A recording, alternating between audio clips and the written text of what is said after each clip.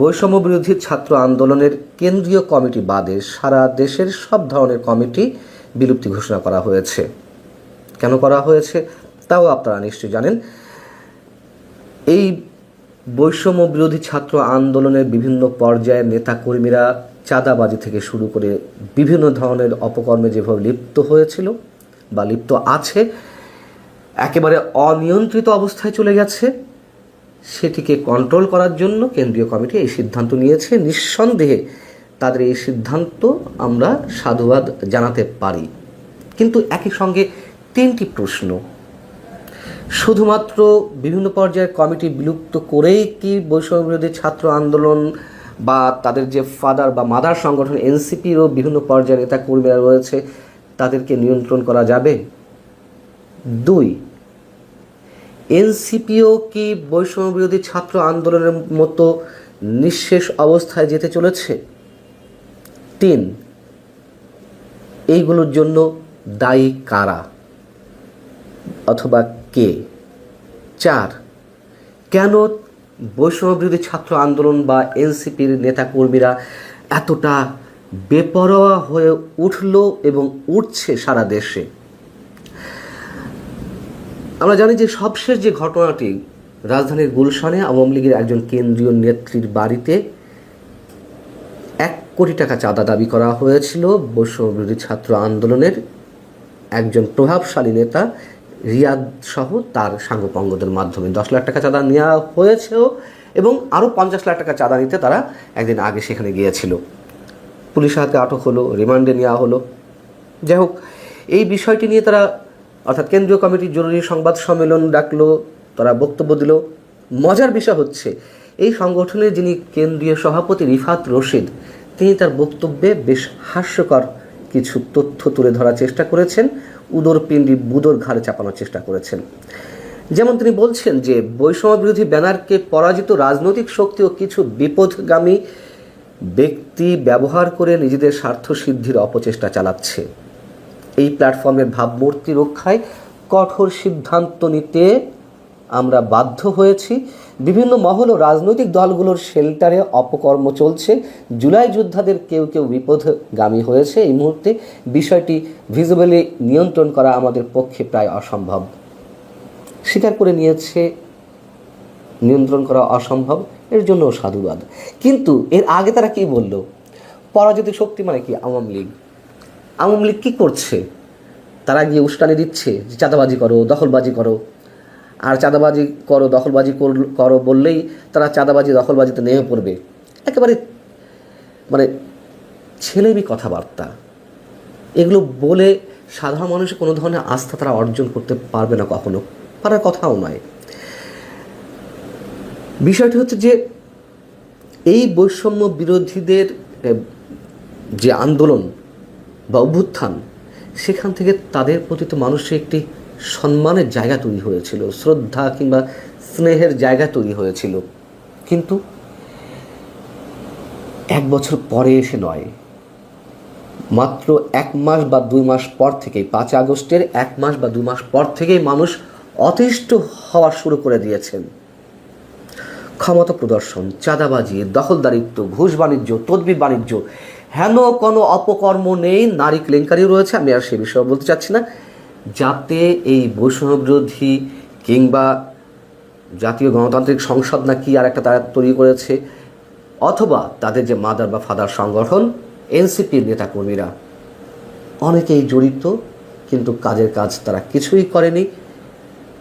তারা শুনেও দেখেও না শোনার না দেখার ভাব করে বসেছিল। এবং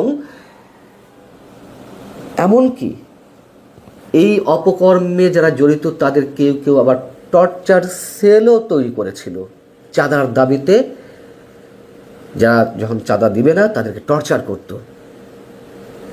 প্রশ্ন হচ্ছে, কেন এই অভ্যুত্থানের নায়কেরা, এই অভ্যুত্থানের নেতৃত্বরা এতটা বেপরোয়া হয়ে উঠল? খুব সহজ কারণ। কারণটি হচ্ছে, মনে করুন যে সিপিবি, কমিউনিস্ট বাংলাদেশের কমিউনিস্ট পার্টি, অথবা বাসদ, জাসদ, অথবা অন্যান্য আরও ছাত্র সংগঠন আছে, এদের তারা কি চাঁদা দাবি করতে যায় কখনো? যায় না। কেন যায় না? তারা জানে তারা শক্তিমত্তার চর্চা করে না, অথবা তারা গেলেই কি চাঁদা দিয়ে দেয়? দেয় না। তার কারণ মানুষ জানে যে তাদের অবৈধ শক্তি নেই। কিন্তু এই বৈষম্য বিরোধী ছাত্র আন্দোলনের নেতারা তারা নিজেদেরকে মানুষের সামনে এমনভাবে প্রকাশ করেছে, উন্মোচন করেছে যে তারা অসীম শক্তির অধিকারী। এবং তৃণমূলের নেতাকর্মীরাও জেনে গেছেন যে তাদের নেতারা অসীম ক্ষমতার অধিকারী, তাই তারাও ক্ষমতার অধিকারী। শক্তি মানেই অপকর্মের আধার। তারা জানে যে তাদের সঙ্গে রাষ্ট্রযন্ত্র রয়েছে। এই শক্তির পরিচয় কিভাবে ঘটল মানুষের সামনে খুব দ্রুততার সঙ্গে? এমনি জানতো যে অভ্যুত্থানে তারা নেতৃত্ব দিয়েছে, তারপর থেকে তাদের প্রতি একটা ভয় ভীতি কেন মানুষের সৃষ্টি হলো? মব ভায়োলেন্সের মাধ্যমে। তারা সব ধরনের মব ভায়োলেন্সের নেতৃত্ব দিয়েছে। বিভিন্ন রাজনৈতিক দলের কার্যালয় জ্বালিয়ে পুড়িয়ে দিয়েছে, ভাঙচুর করেছে, বুলডোজার দিয়ে 32 নম্বর থেকে শুরু করে সারা দেশে আওয়ামী লীগের নেতাকর্মীদের বাড়িঘর জ্বালিয়ে দিয়েছে, ভেঙে গুড়িয়ে দিয়েছে। মব হামলার পর যারা আটক হয়েছে কোনো কোনো ক্ষেত্রে তাদেরকে আবার পুলিশের কাছ থেকে ছিনিয়ে আনা হয়েছে। যারা চাঁদাবাজি করতে গিয়ে আটক হয়েছে তাদেরকে ছিনিয়ে আনা হয়েছে। মুক্তিযুদ্ধের মতো আমাদের যে অস্তিত্বের জায়গাটি, সেটিকেও তারা চ্যালেঞ্জ করেছে। গণমাধ্যমের উপর হামলে পড়েছে। সাংবাদিকদের কলম ভেঙে দেওয়ার হুমকি দিয়েছে এনসিপির নেতারা। সিনিয়র রাজনীতিবিদদের সম্মান না করা, এমনভাবে কথা বলা যে তারাই সর্বে সর্বা। সরকারে তাদের প্রতিনিধি রয়েছে, এখনও পর্যন্ত দুইজন উপদেষ্টা রয়েছে। সেই দুইজন উপদেষ্টার সব ধরনের বিতর্কিত কর্মকাণ্ডকে আবার সাফাই দিয়ে যাচ্ছেন প্রধান উপদেষ্টা থেকে শুরু করে, প্রধান উপদেষ্টা প্রেস সেক্রেটারি থেকে শুরু করে সরকারের অন্যান্য উপদেষ্টা। এনসিপির নেতাকর্মীরা এটাও তাদের নেতাকর্মীদের সামনে তুলে ধরেছে যে তাদের কাছে অঢেল অস্ত্রের সম্ভার রয়েছে। এবং তারা এখন বিভিন্ন জায়গায় সভা সমাবেশ করে রাষ্ট্রীয় বিভিন্ন বাহিনীর প্রোটোকল নিয়ে। সেনা সদস্য থেকে শুরু করে পুলিশ সদস্য, নৌবাহিনীর সদস্য, কোস্টগার্ড, র্যাব, এমন কোনো বাহিনী নেই যারা তাদেরকে নিরাপত্তা দেওয়ার জন্য সদা প্রস্তুত নয়। এবং এই যে তারা পুলিশি প্রহরায় বা সেনা সদস্যদের প্রহরায় সমাবেশ করছে গোপালগঞ্জের ঘটনার পরে, তা কিন্তু নয়। তারা আরও অনেক আগে থেকেই 5 আগস্টের পর থেকে যখনও পর্যন্ত এনসিপি গঠন হয়নি, তারা বিভিন্ন জায়গায় যাচ্ছিল গণসংযোগের জন্য, রাজনৈতিক দল করার একটি প্রস্তুতির জায়গা থেকে।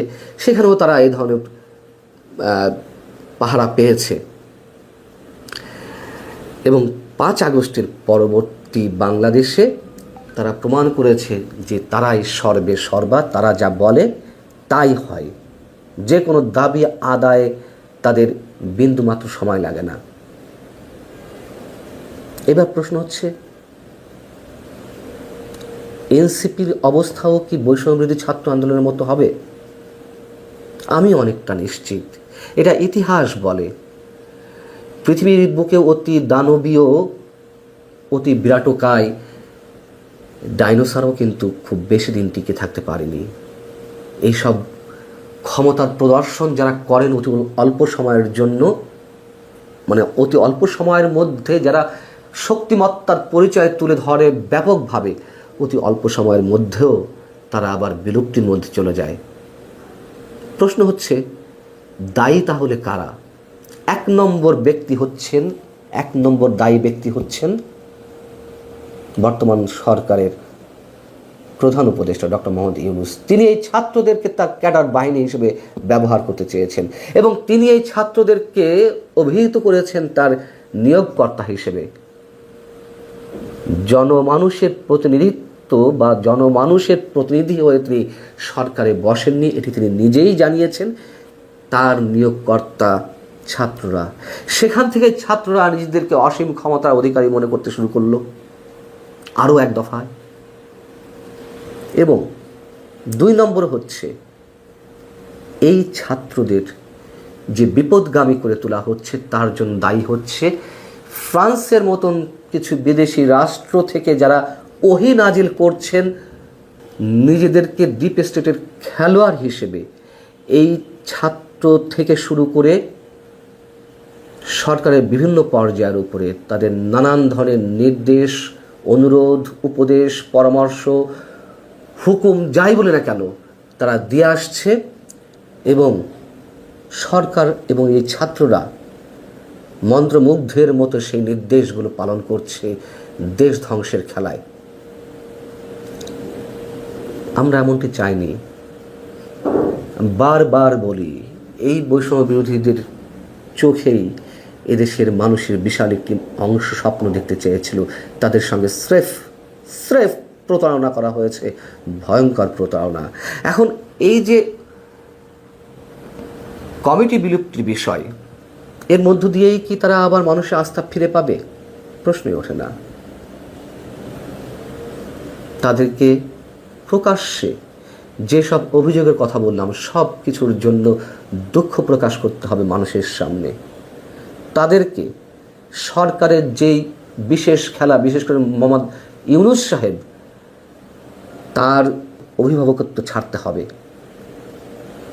বিদেশ থেকে যেসব ওহী নাজিল করা হচ্ছে দেশ ধ্বংসের অংশ হিসেবে, তাদের অভিভাবকত্ব ছাড়তে হবে এবং এনসিপির নেতাদের সাধারণ মানুষের কাতারে অবশ্যই নেমে আসতে হবে। সাধারণ মানুষের মতোই তাদেরকে রাজনীতি করতে হবে। ভালো থাকুন সবাই। আল্লাহ হাফেজ।